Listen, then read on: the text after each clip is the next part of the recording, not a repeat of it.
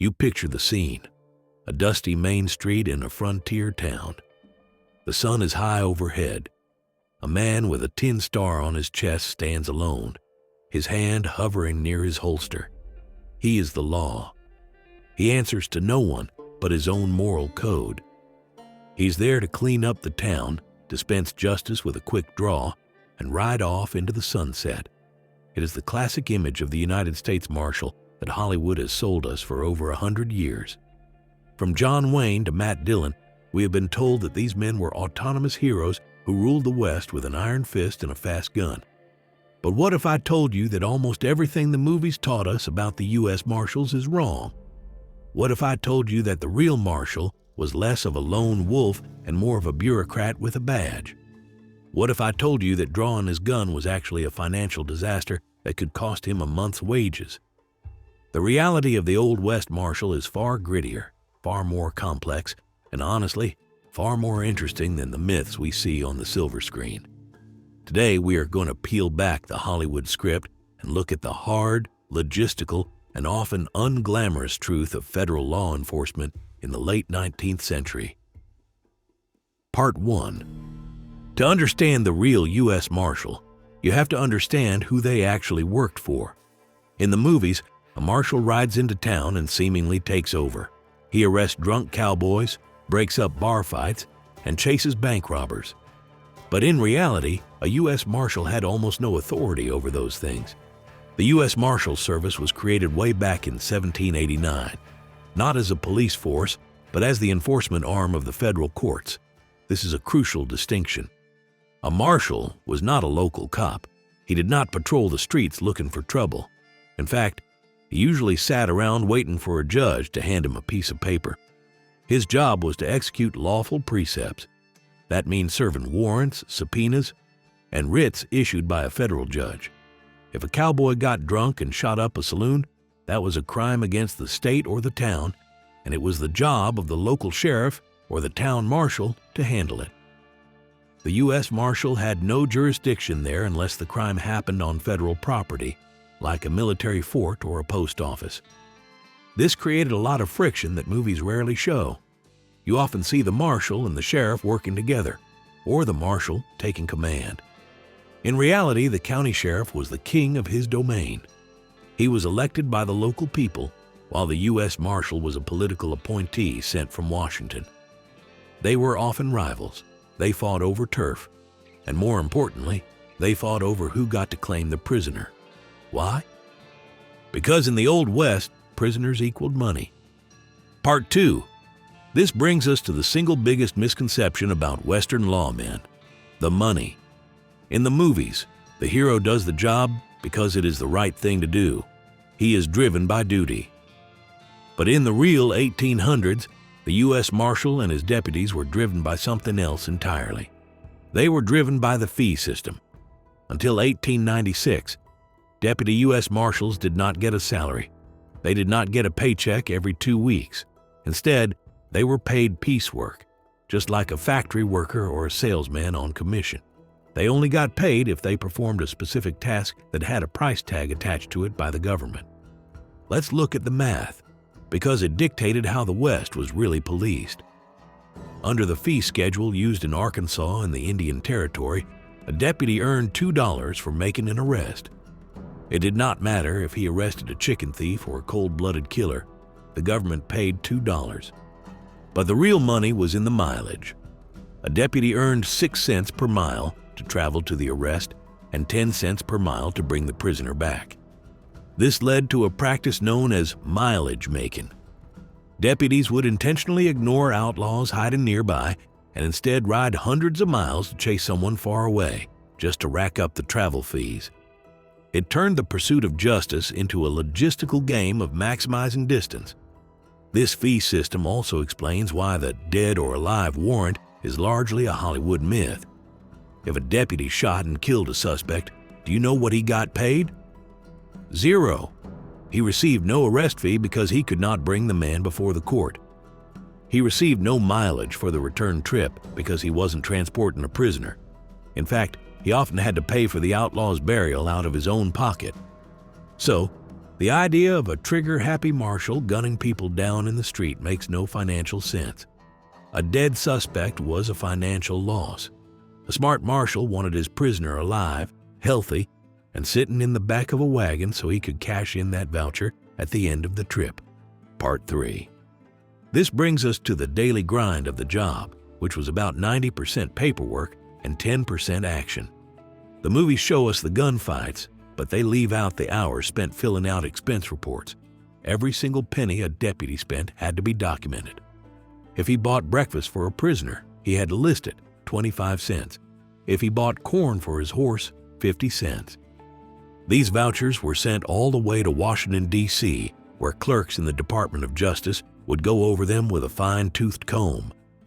These clerks, who had likely never set foot on the frontier, would routinely reject expenses they thought were unnecessary. Imagine a deputy risking his life to capture a gang of outlaws, only to have the government refuse to pay him because he didn't get a proper receipt for the horse feed. This happened all the time. Appreciate what we're uncovering? Please be sure to like the video, subscribe for more, hit that notification bell, and share your opinion in the comments. Marshals were constantly broke, waiting months for the government to reimburse them. They were not just fighting bandits. They were fighting a bureaucratic war with Washington. The most terrifying person in a marshal's life wasn't Billy the Kid. It was the auditor at the Treasury Department. Part 4. The other thing Hollywood gets wrong is the face of the marshal. If you look at the old westerns, the U.S. Marshal is almost exclusively a white man. But the historical record shows us something very different. The U.S. Marshals Service in the Indian Territory was arguably the most integrated police force in American history. Because the job was so dangerous and the pay was so unreliable, the service couldn't afford to be picky based on race. They needed men who were tough, who knew the territory, and who could handle a gun. This created a meritocracy of the frontier. The most famous example is Bass Reeves. Born into slavery in Arkansas, Reeves became one of the most effective deputy marshals in history.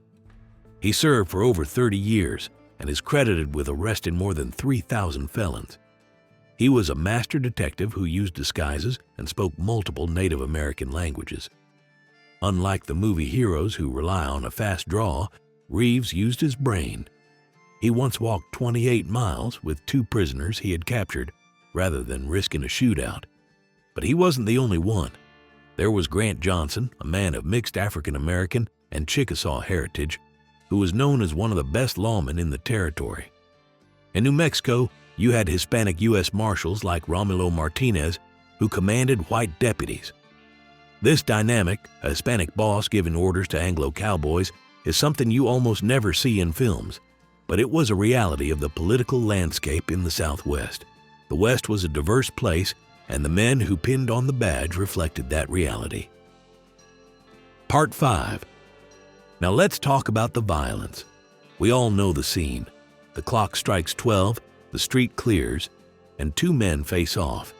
They draw, and the faster man wins. It is dramatic, it is tense, and it is almost entirely made up. Professional lawmen in the Old West did not want to get into fair fights. A fair fight is a good way to get killed. Marshals preferred to use the element of surprise. They would surround a cabin at dawn and call the suspect out. They wanted to overwhelm the outlaw before he could reach for his weapon. And when they did have to fight, they didn't rely on a 6-shooter at 50 paces. A pistol was a backup weapon. If a marshal knew he was riding into trouble, he had a Winchester rifle across his saddle. The rifle was the primary tool of the trade. It had better range, better accuracy, and more stopping power. The quick draw artist is a legend invented by dime novels and perfected by Hollywood stuntmen.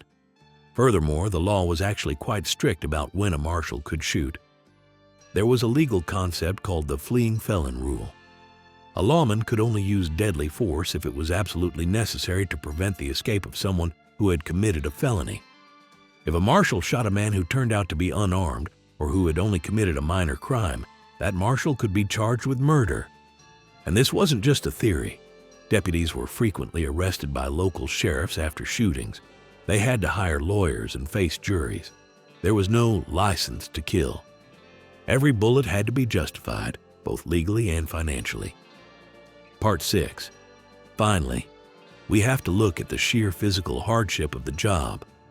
When a marshal went out on patrol in the vast territories, he wasn't just riding a horse. He was leading a logistical column. A typical patrol might last 2 or 3 weeks. The marshal would take a chuck wagon with a cook and a driver. As they moved through the territory serving warrants, they would collect prisoners. These prisoners had to be fed, guarded, and transported back to the federal court. Imagine a wagon rolling across the plains, carrying 10 or 12 desperate men, murderers, whiskey runners, horse thieves, all chained together. This was known as a chain gang on wheels. The deputy had to sleep with one eye open, often handcuffed to the wagon wheel or even to the prisoners themselves to prevent an escape. It was a miserable, dirty, and exhausting existence. If a prisoner got sick and died of pneumonia on the trail, the deputy lost his fee and faced an investigation. The romantic image of the lone rider vanishes when you realize these men were essentially running a mobile jail through some of the most unforgiving terrain in North America. When we strip away the Hollywood myths, the U.S. Marshal becomes a much more human figure. He wasn't an invincible superhero. He was a man trying to do a dangerous job for piecework pay. He was a man who worried about his children's shoes, who argued with government clerks over the price of horse feed, and who relied on his wits more than his trigger finger. The real story of the U.S. Marshals is one of grit, diversity, and perseverance. It is the story of men like Bass Reeves and Grant Johnson who enforced the law in a land that often didn't want them there. It is a story of paperwork, muddy trails, and the hard economics of survival. So the next time you watch a Western and see the hero gun down 3 bad guys and ride off without a care in the world, just remember, the real marshal would have been checking his pockets for a receipt and hoping the government would reimburse him for the bullets. I pinned a comment below and I would love to hear your opinions. Please like, subscribe, and hit that notification bell to keep these stories alive.